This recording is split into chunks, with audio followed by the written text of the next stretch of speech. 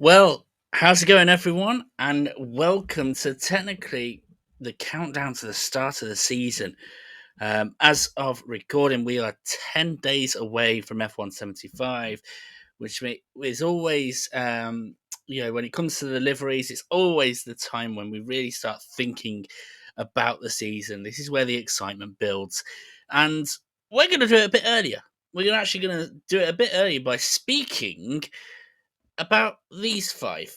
You see, this is probably the most amount of rookies that we've had in a season, and I thought it'd be quite interesting to have a bit of a prediction, see how long they're going to last, see which one of these lasts the longest, which one goes first, all that sort of thing. And I suppose it's sounding a little bit like the Hunger Games. May the odds ever be in your favour. There's just um, so unlikely for these guys to actually have a career and everything like that. It sounds quite dystopian, doesn't it?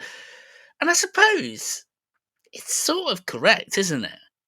I mean, let's face it, right? Let's look at it this way. We've got the Games Masters, the equivalent, Red Bull, we've got Haas, we've got Audi, and for different reasons, for different reputations, they have had this reputation of cutting off F1 rookies, and most rookies actually struggle to survive. That is unless you live in the capital, and because of some rich connections and everything like that, you could just watch everyone else burn, and you can just relax in your lifestyle that you didn't really deserve, or anything like that. Which I just want to go back to that previous one, because I know we got Lance Stroll here technically. The guy on the left sort of looks like Lawrence Stroll, doesn't he? And the guy on the right sort of looks like Zach Brown. The guy in the middle probably gives him off Toto Wolff vibes. I mean, it'd be quite interesting to see if we were to flip the roles over. If the Hunger Games characters were in the F1 universe, let's say, who would be what? What team would they be driving for? What type of driver would they be? Be quite an interesting one. If we were to flip it around, where would we go from here? But ultimately, that is genuinely what the F1 world is like. It is a bit of a dog eat dog, kill or be killed. May the odds be ever in your favour. That sort of feeling.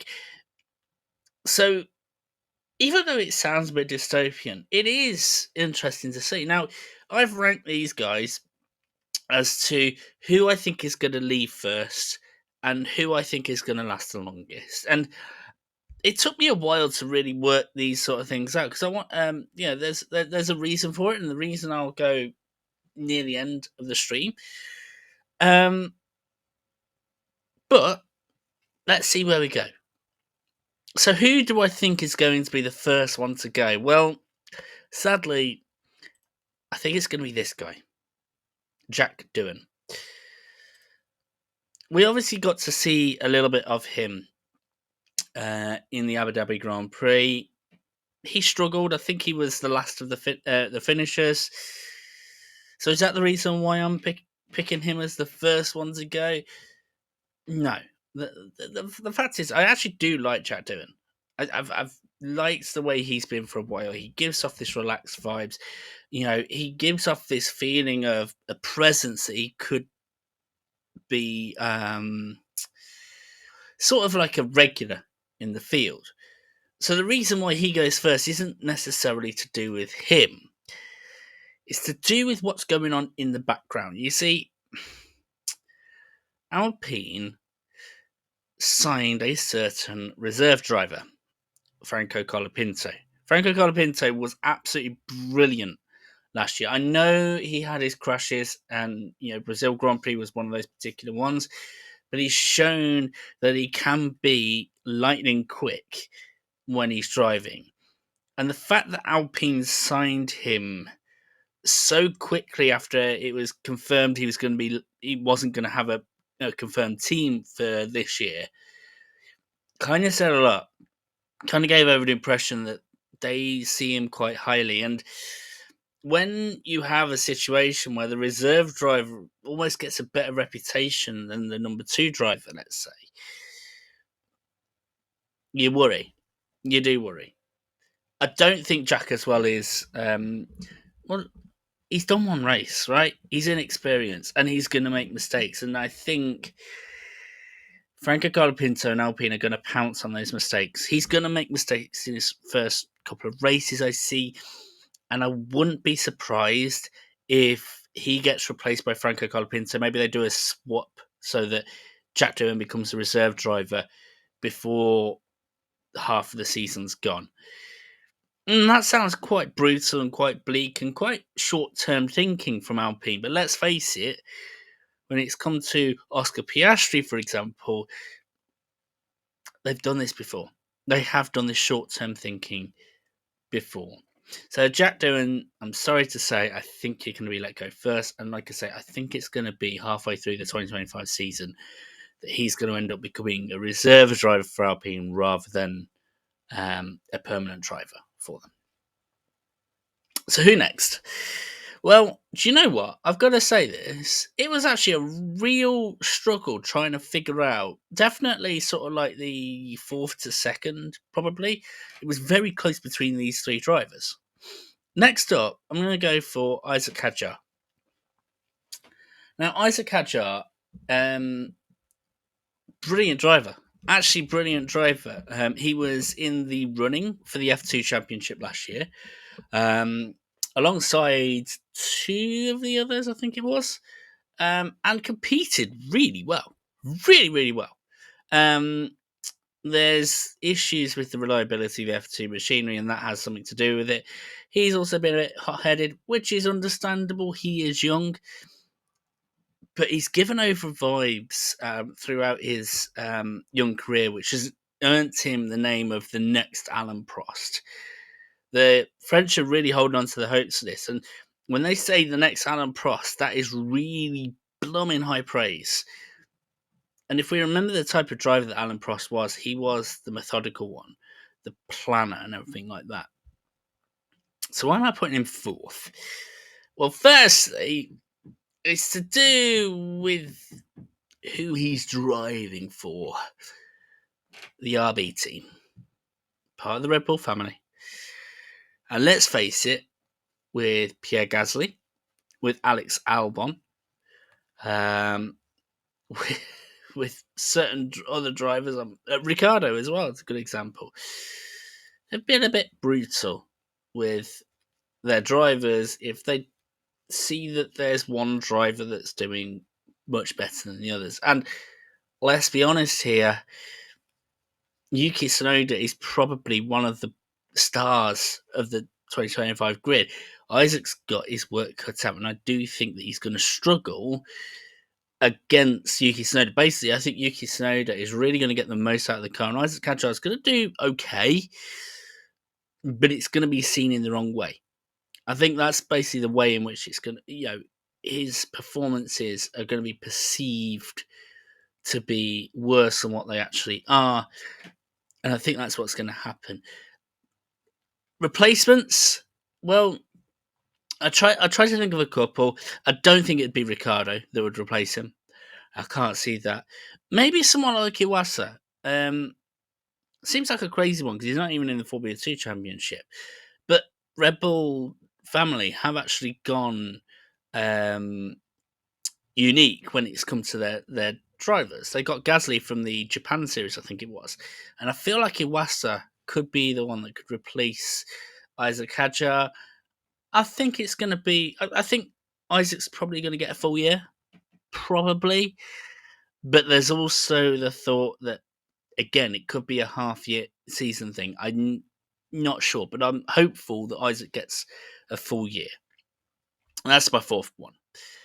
Third, I've gone for this guy, Gabriel Bortoleto. And I thought this was a really good picture to show of why I actually do think quite positively of Gabriel Bortoleto. Because he won the F2 Championship last year. whether that was by luck or by skill, there was still skill involved, right? It doesn't matter whether it was lucky or not. It was still good skill, and he is showing to be a brilliant driver. I think the other thing as well that goes into his favour here is the fact that he's Brazilian. Now, the reason why I say that, easily, I can see him getting his home race at Brazil. Even if he does okay against Hulkenberg, like he's half a second slower than him or anything like that, I can see Sauber Audi holding on to him for a little bit longer, just so that he has the Brazilian home crowd. Because I can tell you for something, Brazil love their home drivers, and they'll almost see it as an aberration if there's not a Brazilian driver, at the opportunity that they could actually have a Brazilian driver in front of them. I get the feeling they will do that. The one thing that I have nerves for is that if he does struggle against Hulkenberg, we are looking at a team that will be changing big time next year. This is the Audi team, basically. This is, they really want to push for it, like Mercedes did when they came back in 2010, I think it was. When they come back almost like with the intention of going, we are going to be in the top four, no doubt about it, right? We're really going to push. We're really going to fire forward, and they'll make sure they have the drivers on board to cover for that. Who would they bring back? Probably one of the old Sauber drivers, someone like Joe, someone like Bottas. Probably mention Bottas a little bit later as well. That could be the reason, is that there could end up being nerves, but I'm still hopeful. I think Bortoleto is going to get a full year. I do think he is, and it's more a case of, depending on his performance, depends on whether he stays or not, but I think he will get a full year at the very least, and he deserves it. So we got two left. Kimi Antonelli, Ollie Behrman. Who is going to be in second place? It's going to be Kimi. Now, the reason why I've gone for Kimi Antonelli, this is a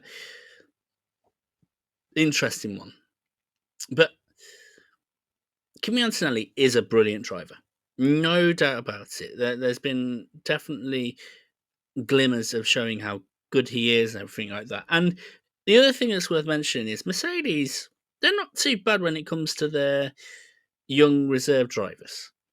At the end of the day, they got George Russell as their lead driver. They like to have faith in their drivers.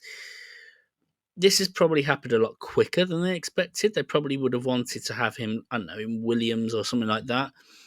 Maybe they didn't get the opportunity to sign Carlos Sainz, or Williams are trying to become back to being their own team, which would be a really good thing for them.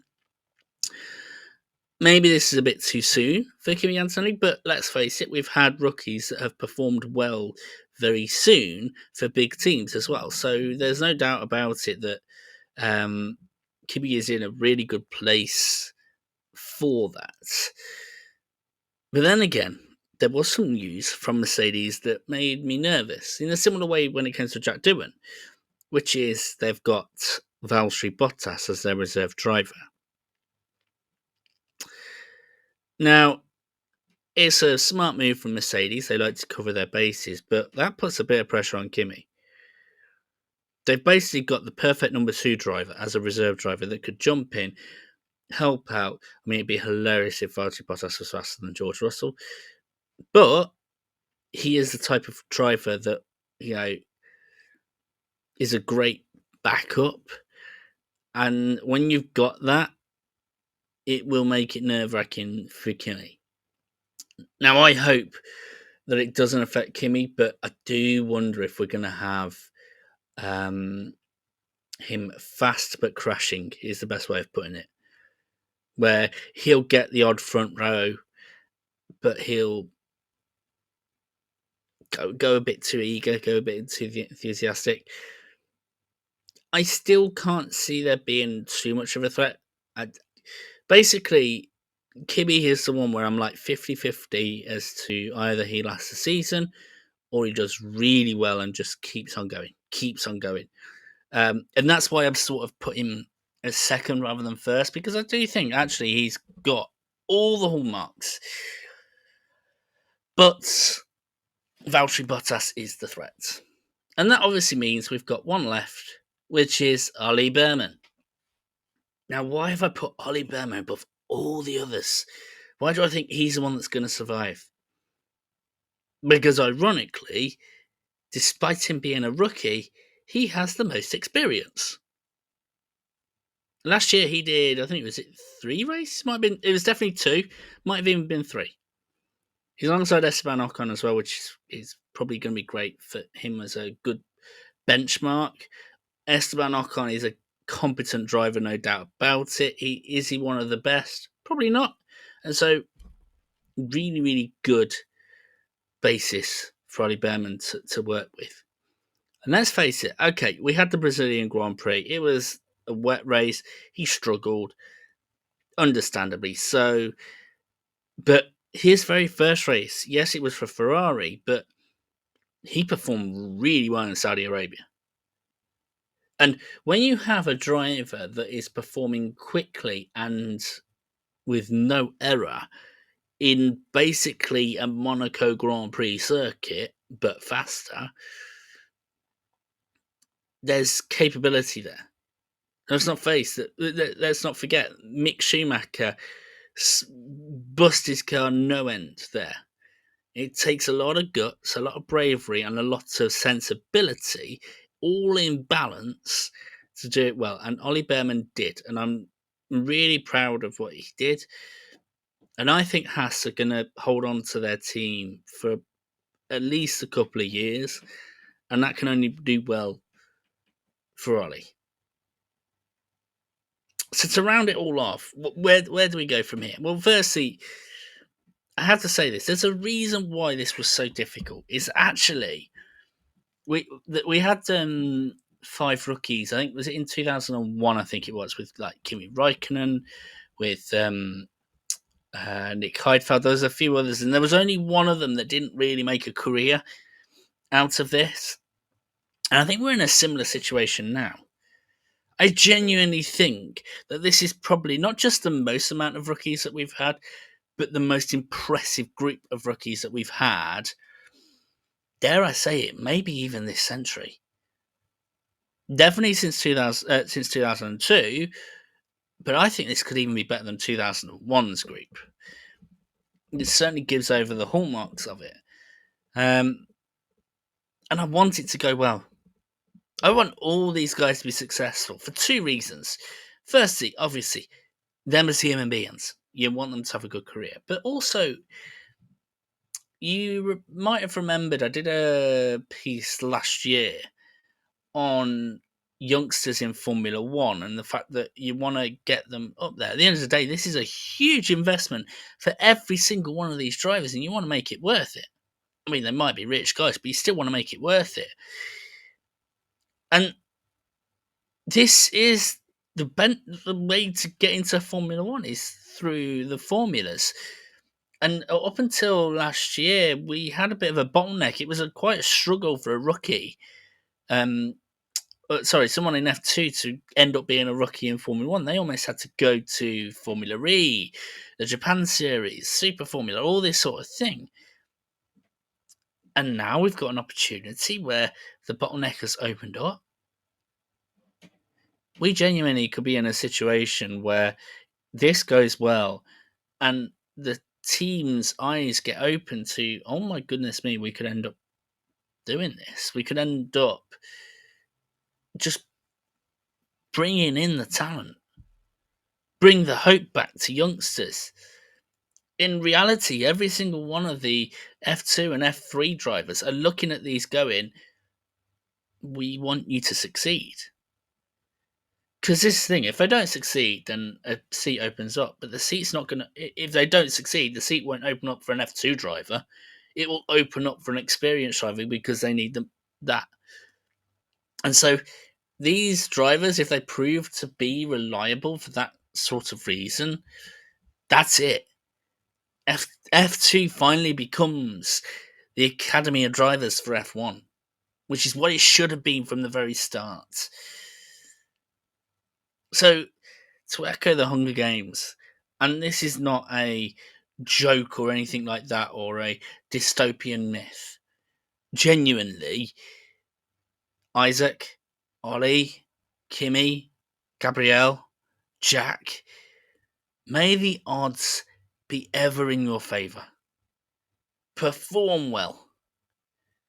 We got a fun season. I'd love for these guys to be part of it. And it's going to be really interesting to see what happens going forward. But these guys, I really want to be a part of it. And we got some fun races to come up if that's the case. Just imagine what Silverstone's going to be like, seeing two extra British drivers in the lineup. Monza, with not just Hamilton at Ferrari, which could end up boosting everything up, but also Kimi Antonelli, an extra driver there. The noise of Brazil. And if you want to have a good idea of what Brazil's like when one of their drivers is on the grid, just have a listen to what the noise was like in the 2008 season finale. The chants, the cheers. You want a proper sports fan? Get a Brazilian fan. And a Brazilian fan with a Brazilian driver, Bortoleto is going to be number one. This is going to be one hell of a season. The last season before the regulations change. It's going to be one of the most interesting ones as well. And good luck to all drivers, because it's a special one. Now, obviously, we will be doing the F1, not necessarily a reaction to F1 75, but once we get an idea of all the liveries, we'll do our classic ranking that we've done over the past couple of years, see where we go from there. But until then, guys, take care of yourselves, and see you on the next one.